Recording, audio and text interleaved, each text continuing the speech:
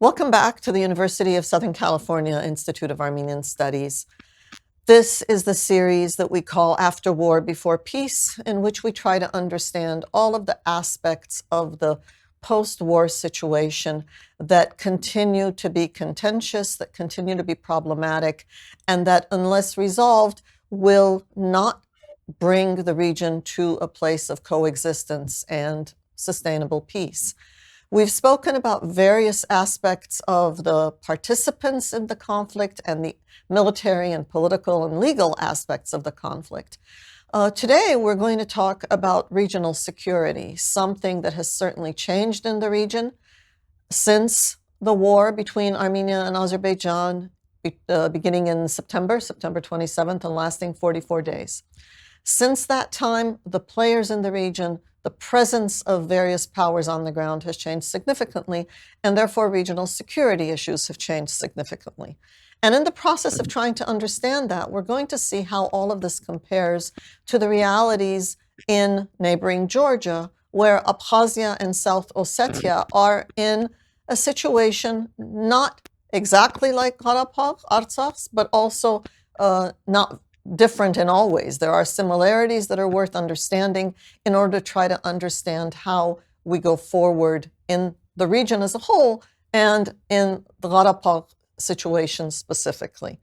There are these three breakaway regions. Abkhazia, South Ossetia, just like Karabakh, were autonomous regions within Georgia in their case, and with the collapse of the Soviet Union, tensions flared, war erupted. Georgia lost control over those territories, and from the very beginning, Russia was there as a protector. That's something that's different from the Karabakh case. In Karabakh, the Russians on the ground as peacekeepers is something that's new, that only took place immediately after the cessation of hostilities in November. We're going to try to understand what is similar and what is different, and what can be useful from that comparison for Karabakh. So for that conversation, I first want to invite back Emil Sanamyan, my colleague and partner in this. Emil, welcome. Hello. And we are going to invite our guest today for the conversation about what Russian presence and protection looks like. Our guest is Olesya Vartanyan, who is senior analyst for the South Caucasus region for the International Crisis Group. She's based in Tbilisi, and she researches and produces reports on regional security issues in Armenia, Georgia, and Azerbaijan, with a particular focus on breakaway regions. So it couldn't be more perfect. Olesya, welcome. Hello. Olesya, our task today, as I tried to explain at the top, is to try to understand the realities in South Ossetia and Abkhazia, to try to understand the aspects that are similar and therefore useful to know, the aspects that are different and again, therefore useful to know. Clearly, there's no political resolution in the Karabakh situation. The war ended for now, but that's it. There is no political resolution. There is no decision on status. And really, there's no such thing in the Abkhazia-South Ossetia case either, but at least there's no war. The only war that took place was in 2008. And since then, the Russian presence has been reinforced. But help us, maybe that's where we start, huh? Help us understand what happened after the 2008 war, where Russia clearly intervened to protect, defend South Ossetia in that case. What happened afterwards? What were the stabilization efforts? What was Russia's direct role? Who participated in those conversations and efforts? Well, Russia was present even before 2008, but it had a different role. It was part of different peacekeeping schemes, but all of them, they had international presence. And this is the difference with Nagorno-Karabakh. So Russia was a peacekeeper in Abkhazia and South Ossetia before 2008. But in addition to that, there were the UN in Abkhazia and also OSCE in South Ossetia. And at that time, with peacekeeping element, it was just one element, I would say, in with international arrangements. So what happened after 2008? That was a major difference. I mean, there was a major difference, change, I would say, coming to the region, mainly because Russia recognized Abkhazia and South Ossetia. So it stationed its recognized their independence. This is it. And this is a difference. Before the Russian military presence in with peacekeeping forces, it was in Georgia still, because Russia recognized the territorial integrity of Georgia. So now, after recognizing Abkhazia and South Ossetia as independent states, it signed additional special agreements with entities saying that that's it, I don't really need any kind of additional endorsement coming from Tbilisi or anyone else, and I'm stationing my troops on the ground. And following that decision, Russia signed additional agreements with both breakaways and took a responsibility for always kind of protection of the borders, what it calls. Of course, they are not the borders for most countries in the world. You mean the internal divisions between these regions and Georgia? That is it. And so that is responsibility not just of the Russian military, but of the border guards. And similar to what we see, for example, in Armenia, those who are stationed at the border with Turkey and those who are now in Syunik. So they're different. They're different elements. Those who are at the border with Turkey are the border guards, but the military is on the ground. Yes, these are two different institutions, and this is visible. I mean, when you travel to these regions, you can see that they are different. They may cooperate, but they do not necessarily follow the command. Same, for example, officers. They have their own responsibilities. In the South Ossetia and Abkhazia cases, as these new relationships were being formalized, who was Russia dealing with? Did South Ossetia and Abkhazia have the same levels of self-governance that Karabakh has developed over these nearly 30 years? No, and that was an explicit difference, and I think many can see the results of it because we are now more than 10 years after that arrangements were introduced to the region. So Abkhazia traditionally, and that was the case even before it was 2008 war, and during the Soviet times, Abkhazia had more self-governance. And I think that helped to somehow establish local elites. And not to forget also that Abkhazia was always a tourist destination, so they enjoyed their own incomes.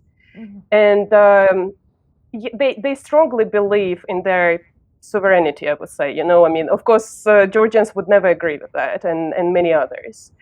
While in South Ossetia, that was not a republic, even during the communist time, that was oblast. And that is similar to Nagorno-Karabakh. And there was a very different level of governance, of self-governance that they had. South Ossetia was smaller. Different, also lower or less sophisticated. That's it, yeah. So, for example, in Abkhazia, they had a very emotional parliamentary sessions even before the war, while in South Ossetia there was something like what they call Soviet, something that resembled the parliament, council, but that was certainly not as it was in Abkhazia, there it was more kind of an emerging feeling of being different rather than, while in Abkhazia there was a longer story, many more demands, for their rights. And so, I would say South Ossetia really, during the Soviet times, from what I understand from my researches and also books and talking to many people who are much older than me, South Ossetia was really integrated into Georgia, Emil, while Abkhazia was... While Abkhazia was really more apart. Yeah, on its own, yeah. Emil, this concept of the tradition of having elites is interesting. Does that, do you think, in any way, has that impacted? Has that been a factor in Karabakh's having developed that high level of self-governance that it did in fact develop over these 30 years? Yeah, certainly the systems that were established in the 1920s, and in a sense, South Ossetia became a precedent for setting up the Nagorno-Karabakh autonomy. When those autonomous entities were set up, when towns were dedicated, basically former villages, Tkhinvali and in the case of Stepanakert, formerly Khankendi, were selected as centers for the autonomous oblasts. Wait a minute, say that again. Say that again. The South Ossetia experience, configurations, was taken as an example, a precedent? It was a precedent. It would be basically the Soviet Russian authorities decided to set up for a variety of pre-existing reasons of conflicts that were happening between Ossetian peasants and sort of the Georgian government. In that period between 1918 and 1920, they decided to create a South Ossetian autonomy within the Soviet Georgia, and literally within 6 months of that, they made a similar decision on creation of Karabakh Armenian autonomy within Soviet Azerbaijan. So even those decisions sort of informed each other. And as the setup of the actual autonomies proceeded, they were centers, political centers, selected and built. And of course, when you build a town, you build all of the infrastructure, including the academic infrastructure and economic infrastructure. You create a center for potential, political thinking. A power center of any sort. Yeah. Yes. So certainly there are great parallels between how South Ossetian autonomy was set up and the Karabakh Armenian autonomy was set up in the Soviet period. Yes. What the practical difference was is that Karabakh Armenian autonomy was much more ethnically Armenian in terms of population than, say, South Ossetia or especially Abkhazia. Abkhazia actually was a separate entity, but then integrated into Georgia as an autonomous republic. But in both of those cases, sort of in the case of Abkhazia, ethnic Georgians had much more of a presence. In the South Ossetia, there was a lot more integration between the Georgian ethnic Armenian there was an ethnic Armenian population there as well, but Georgian and Ossetian population. So there are a lot of similarities in the structural sense, but of course the ground is not the same everywhere. But what I would ask Olesya to talk about is how similar the current situation. I think the current situation in Karabakh is more similar to the situation in South Ossetia, maybe lesser extent Abkhazia, prior to 2008, because we had a period at the time when you still were sort of expecting Russia to agree to Georgian demands in terms of reintegrating those regions in some shape or form, some sort of autonomous arrangement with, of course, the Russian element of Russian presence as well. And we have a kind of a similar situation right now with the Russian position on Armenian-Azerbaijani conflict in terms of Karabakh, where Russia has not broken off relations with, or Azerbaijan has not broken off relations with Russia, as Georgia did as a result of the war. So we are kind of in a pre-2008 situation when it comes to Karabakh. Would you see those parallels there? Well, every family is happy the same way and unhappy in its own way, I would say, yeah. And Karabakh it's still different from what I remember from 2008 in South Ossetia when I worked there. First, in Karabakh there is more destruction. In Karabakh, you have lots of displaced people, and there is a need for more humanitarian assistance. Russia actually did much better work in Karabakh than in South Ossetia in 2008, I should say, because in South Ossetia for years there were problems and corruption scandals and all of that. Nagorno-Karabakh is more populated, so it has more people. It's at least, let's kind of, take the calculations of some international organizations, and they say that there are around like 35,000 people who still are in Armenia. So that leaves us around like 100,000 currently in this kind of, small island that is still controlled by the Armenian side. Karabakh, there is one thing that is kind of I still want to watch, to be honest, because I understand that some of the relationships between the different Russian agencies now present on the ground, they are still developing, So one thing is before the war, Karabakh still experienced, we think, when at least 40% of their budget was coming from local sources. So they kind of have this feeling of being more or less, like a financially stable. The second thing, I think in Karabakh, they still kind of have a much stronger feeling about being a state. Of course, it's kind of about later joining Armenia, but I don't think there are many people in Karabakh who would want to consider to become I don't know, citizens, proper, having a passport of Azerbaijan, voting Azerbaijani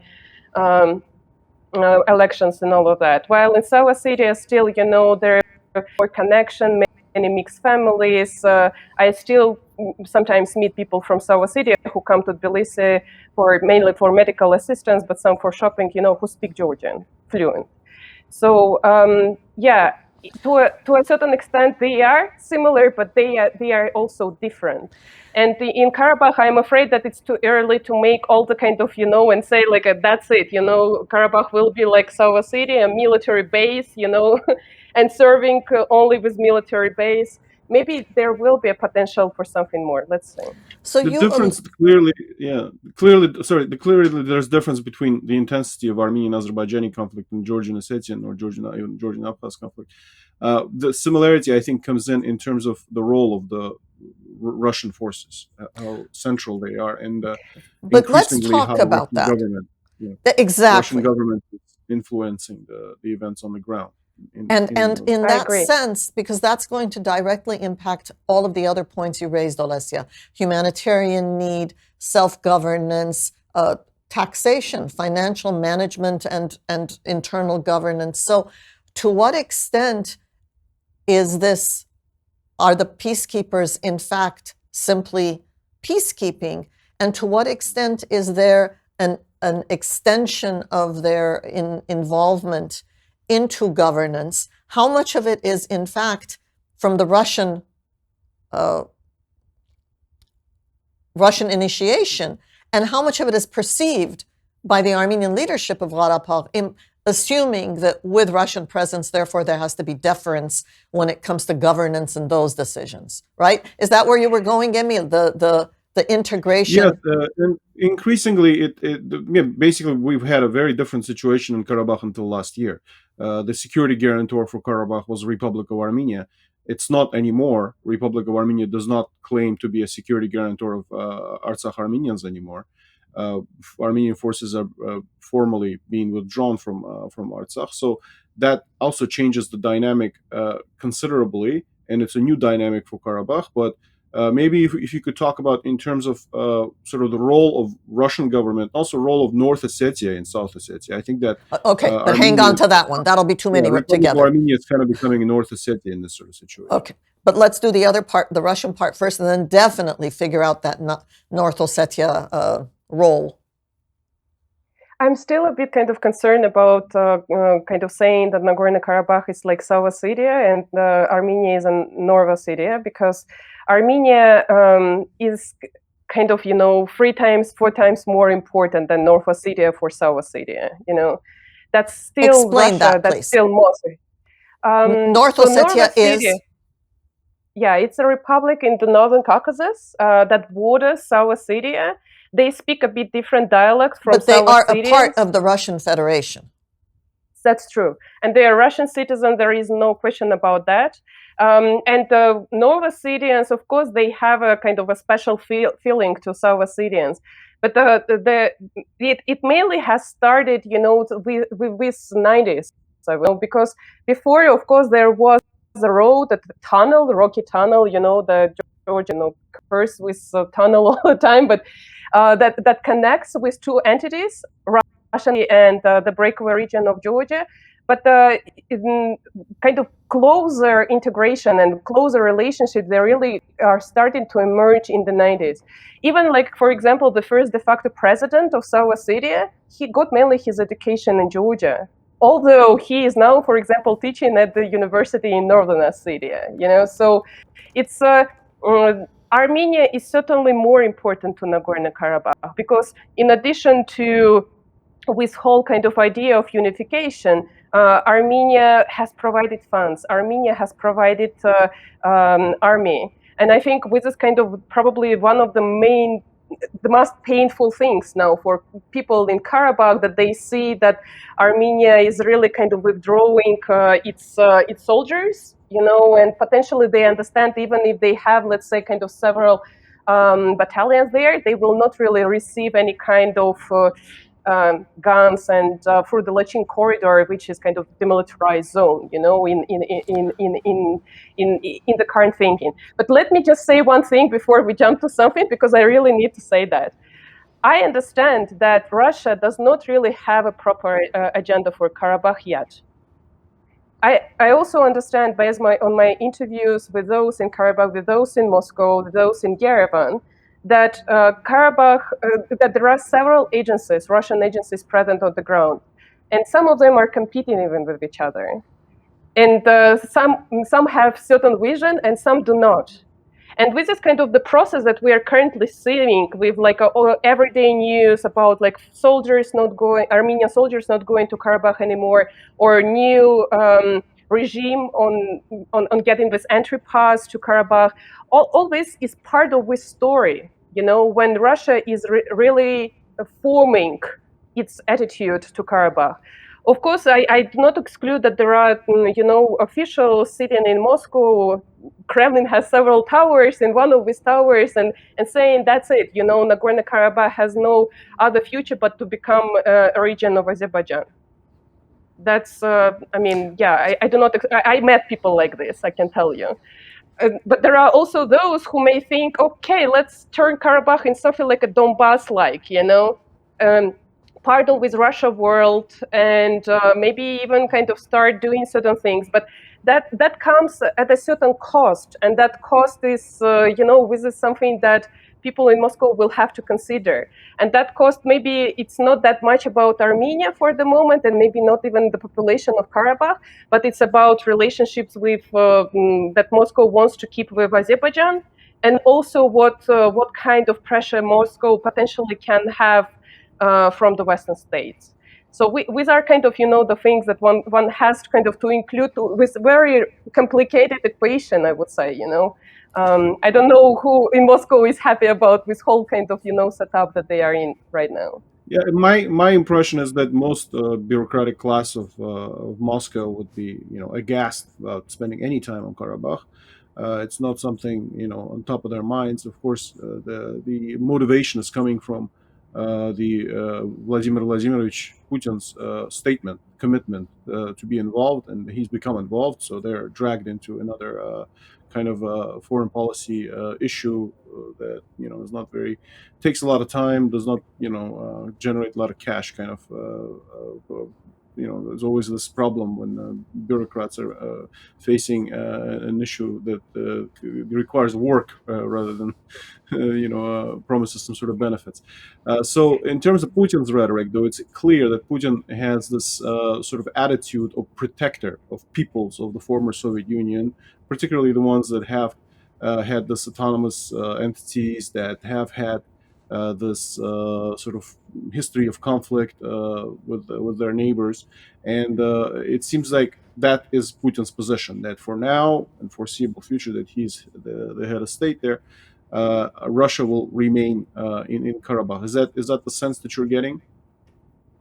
Well, Emil, it's really very difficult for me to say that Putin is about protecting people, to be honest, with so very different scenarios in very different places. I'm saying what he thinks of his own role. Obviously, other people can let me just kind of propose a different turn to this topic.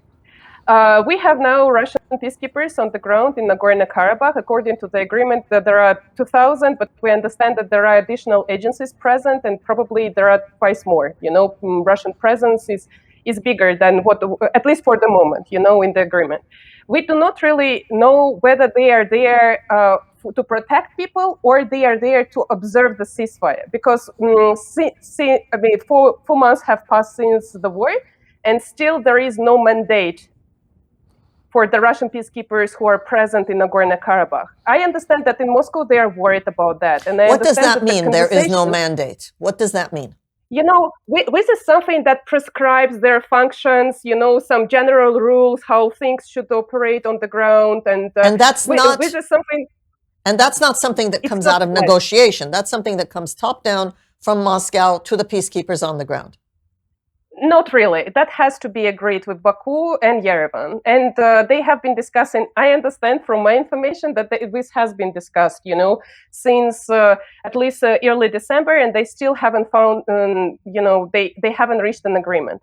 And I also understand that in the very beginning, right after the end of the war, when talking to the people from the Russian side, I understand that actually Russians wanted to make, and I hope that they still won't, but they wanted to make everything in a right way, have a mandate, take it to the UN Security Council, get an endorsement, get the international organizations present on the ground, support some cooperation between Armenians and Azerbaijanis, etc. But now they see that it's much more difficult, Just, I have been telling this to people in different places, even before the war, that Karabakh is extremely difficult to divide. This is where this issue about the return of territories gets in. So now we have this territory, but the Azerbaijani troops do not have the road for proper supply, to Kerbajar, or Armenians call it Karbajar, yeah? Shushi, for example, the president Aliyev, he takes the road that is Armenian control road, right? So it's water to Stepanakert comes from Shushi, So these are the things you either have to cooperate to continue kind of living on the ground, or it's just impossible to divide, because if you start dividing, of course you can keep this fragile peace for some time, but at some point, it will lead to some certain tensions. So, but I understand that I'm taking very long.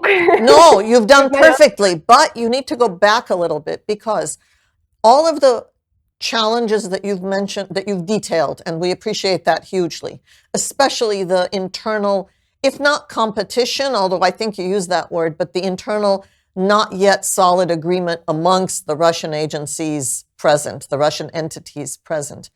What does that mean for the life of the people on the ground? Humanitarian assistance reaches Artsakh, reaches Stepanakert. Who is the decision maker, and how is that done? What happens with continuing agricultural and other economic activities? Is the Armenian elected leadership still doing that, or are they deferring, or have they been told not to? I think these are all the things that are currently getting discussed. Maybe not about the elections, because it's kind of too early. Only the local elections are kind of coming, and they're probably the local authorities will have to decide themselves. But all the rest, what you were saying, about the life on the ground, I personally am very much concerned. When talking to people, for example, those who I know from the village Karmir Shuka, and it is right on the with new line, what I call line of separation, but there is no official name yet. Yeah, they saw their house. Their house is located right at the Azerbaijani military position, and one male stayed from their family, and all the females and kids they went back to Yerevan just because they don't feel secure. The Russian peacekeeping observation post is kilometers away. Yeah. And with them being away, I mean, they are checking the card, they're checking the document, but you do not really know whether, for example, if you have a problem, should you go and speak to them?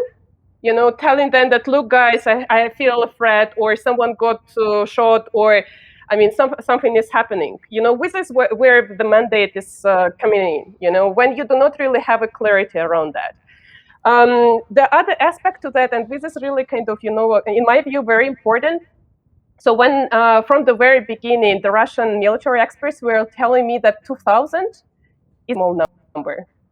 because 1,000 of them is the support staff, and only 1,000 is kind of those who are doing the real work. Of course, we were mainly discussing theoretical peacekeeping missions without really understanding what it will turn out. And I think we are still kind of all watching and trying to understand what it will look like. With 2,000 people, with this must probably more about observation. And then there is a question of the protection of those on the ground, yeah? And if we're discussing the protection, okay, Baku is against having any kind of army on the ground, and we see some of the local officials discussing something like different names that they are using, yeah? But then with Armenian new forces, if they do not really cooperate with the Azerbaijani forces, like through, for example, regular meetings or the hotline, must probably, with small things like what I was talking about in Karmir-Shuka, or for example, you mentioned farming. This is now the farming season, and this is really very important for those who still have land to work on there. This is where we are to see incidents, This is where if you do not really have this cooperation, then there will be a bigger potential for these incidents. And of course, Baku can frame this thing, saying that, okay, I don't want to discuss these things with the local authorities because they are illegal. And then we are in trouble, and all of us, in effect, just because we do not really have any kind of effective mechanisms that are, for example, present in the Georgian context. In the Georgian context, and in the Georgian context, you've used the term, Emil, I don't know if you've seen this, or maybe it's just new to me, this concept of Georgia after 2008, well, actually after 2012, after government changes in Georgia, took on the position of strategic patience. This is a term that you've used, I think, Olesya. This concept of strategic patience, to give it time to work, not necessarily in ways that are completely unacceptable to me, but let's see how this is going to go. I don't see any sort of strategic patience on Azerbaijan's side. And without that, does Russia then have to, at each decision, at each step, have to choose a side? Well, strategic framework is kind of patience. I'm sorry, it's kind of a broader framework, and I agree with you. Well, that explains really, what Georgia is doing with Abkhazia and South Ossetia. Because on the one hand, they are saying we are not recognizing with the reality that Russia established after 2008. But on the other hand, there are people there, they are our people, and we want to engage with them. Azerbaijan, we don't really see what is their post-war policy yet. Yeah, we see that they are intensively working on with potential plans for resettlement of people, of displaced people to the territories. But even that, I understand that it's happening without really consulting the Armenian side. I mean, let's imagine that Azerbaijan builds a village somewhere in Agdam, yeah, and that will be very close to some of the settlements in Askeran region. You kind of logically would want this place to be secure for your citizens, especially who went through so many troubles during these 3 decades, and you don't want to increase their pain. But for your own Azerbaijani citizens who are returning, yes. Yeah. So, I mean, with this kind of, you can find good reasons to introduce different tools. And again, without really politicizing much of this. And that tools can help you to normalize the life, on the ground. But the other option, of course, there can be some more options, but that other option is what you said, when we kind of listen to President Aliyev and we try to guess, whether this is actually the policy, that when it's not really about having, leaving much space for people to stay in Nagorno-Karabakh. Emil? It's so far the message has been to basically remove the Armenian population and bring back the Azerbaijani population. That's sort of the conflict resolution formula here. But even to do that successfully, even if you're only doing that with the interests of the Azerbaijani population in mind, you are their president, and by God, they've suffered for 30 years, and you are going to protect their rights. Even to do that, does there not need to be coordination on the ground?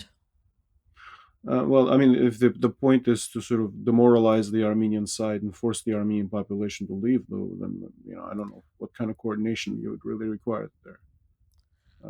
It's Go on, Olesya. Yeah, there is also sorry, I'm just kind of jumping into this. Also, I'm You're doing perfect. Looking at the time. You're doing fine. You just keep going. There is one thing there, about, like, of course, one can frame it as kind of you are trying to force Armenians out, but the other is probably you just do not really understand how to approach this issue, so that on the one hand you have some more or less stability, at least kind of for your own purposes, and one can think about some other reasons why Azerbaijan might be interested in normalizing, and stabilizing the situation on the ground. But I mean, and the problem is that I do not really see much of the discussion going on around that. When talking to Russians, they are saying that situation is fragile. For the moment, we don't really see much of the incidents, and mainly this is because there is political will from Baku and Yerevan to continue, for example, with talks on transportation, with roads or there something else. Is not. But there is political will, or there is containment. Not. To prevent with small incidents that can lead, to something like a low level, something. But look, I mean, if you continue living like this, if you have problems with accessing, I don't know, some farmland that is right next to your house, especially if we continue hearing like some news about some people getting kidnapped, or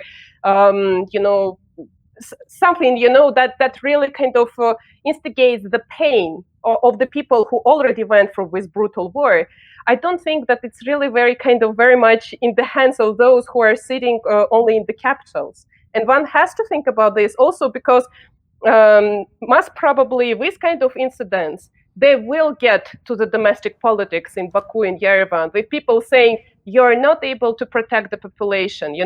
Let's finish, for example, Nagorno-Karabakh. What one can hear, or one can kind of speculate of expecting to hear in Baku.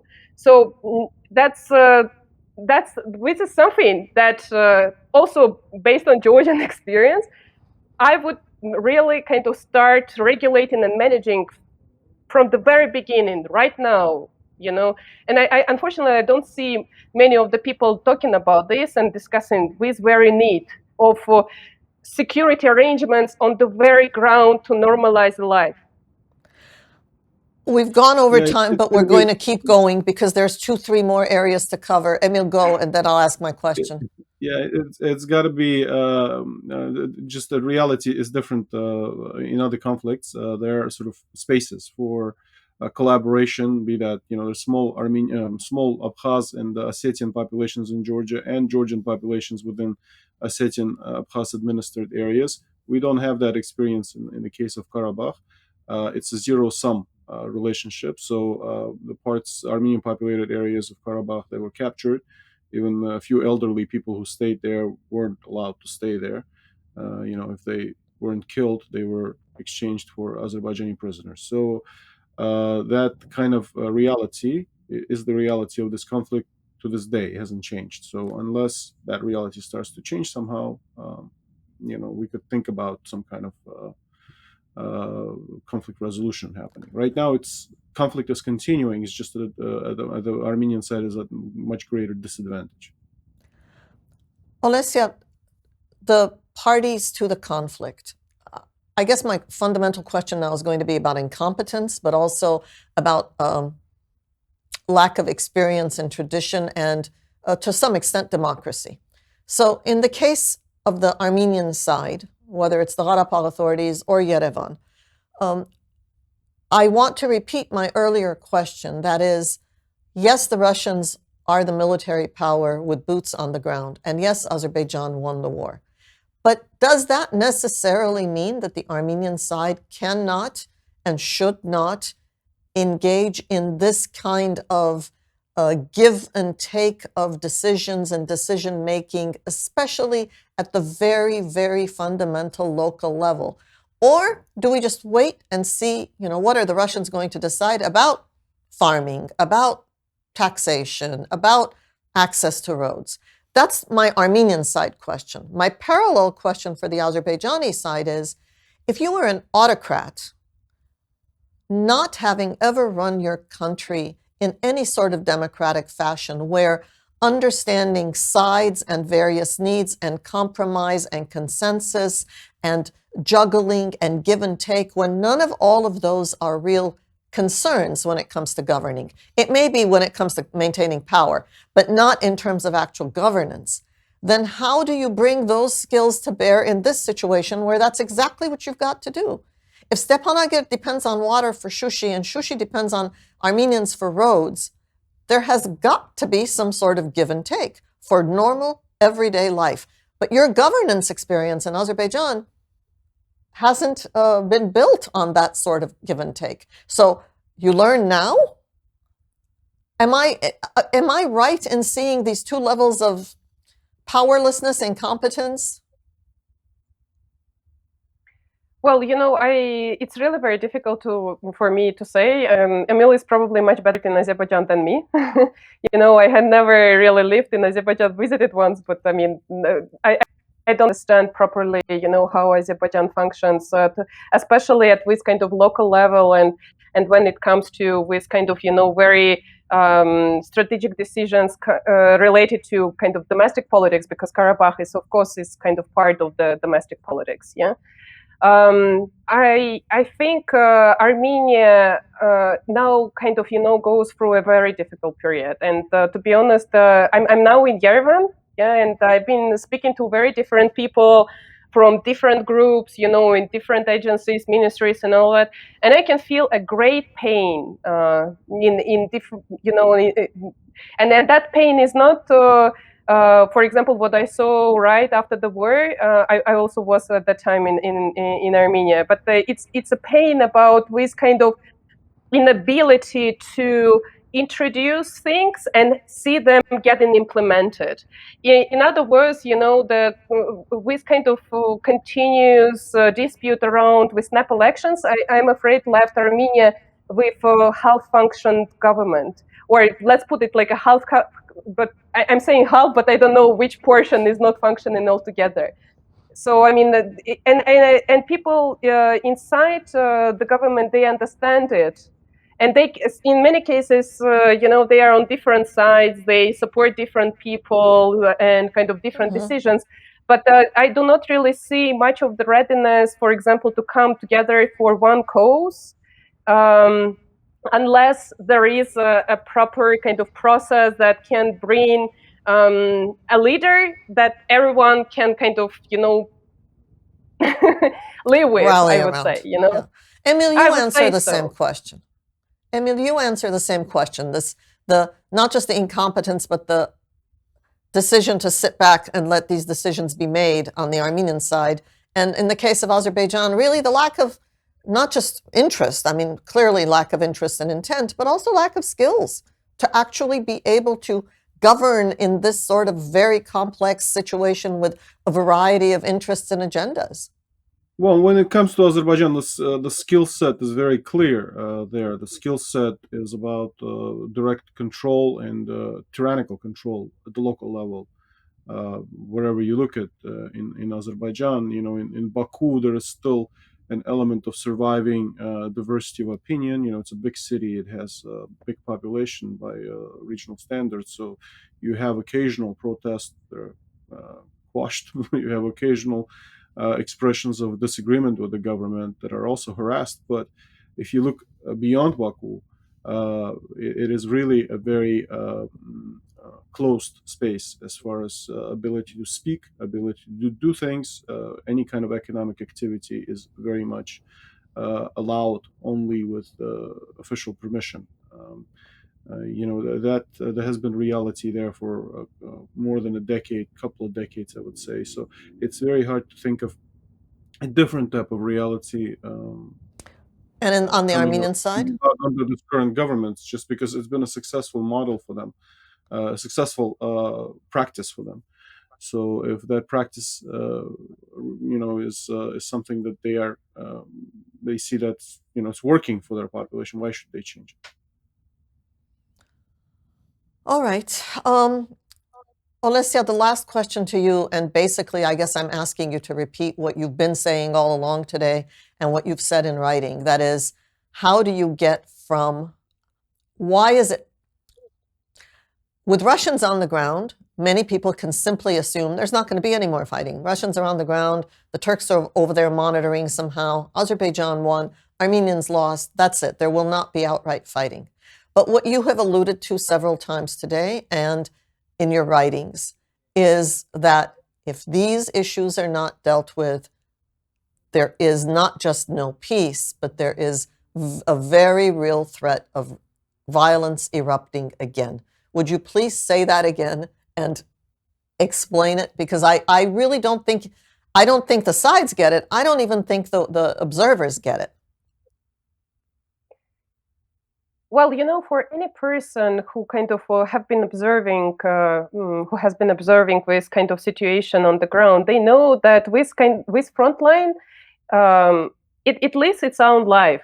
And this is kind of the case not only for Nagorno-Karabakh, but for many other places. And in of course, kind of big general political decisions about going for war, they may come from Baku and Yerevan. Also, this can be the decision about, like, for example, to organize a special operation or something that can really escalate into tensions.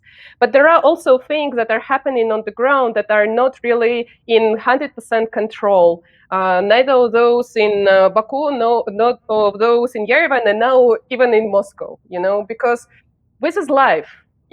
Sometimes a person drinks a bit too much, and walks to the other side, and you have to deal with this kind of, with this situation. Will that person be detained? How to return that person? How to locate even that person? And his wife, who should she call, to even inform? And then, for example, those who she informing, how they should operate.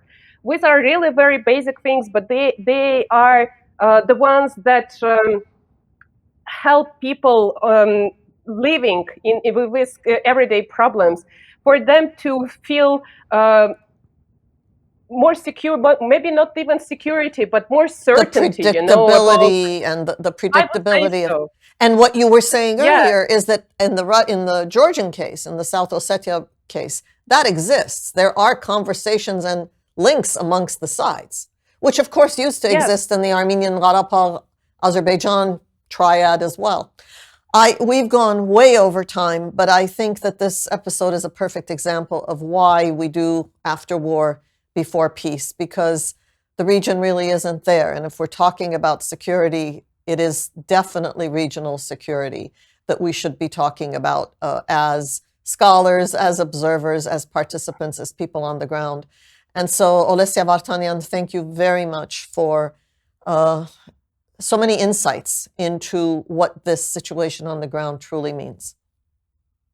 Thank you, Olesya. Thanks for having me. And thank you, Emil, always.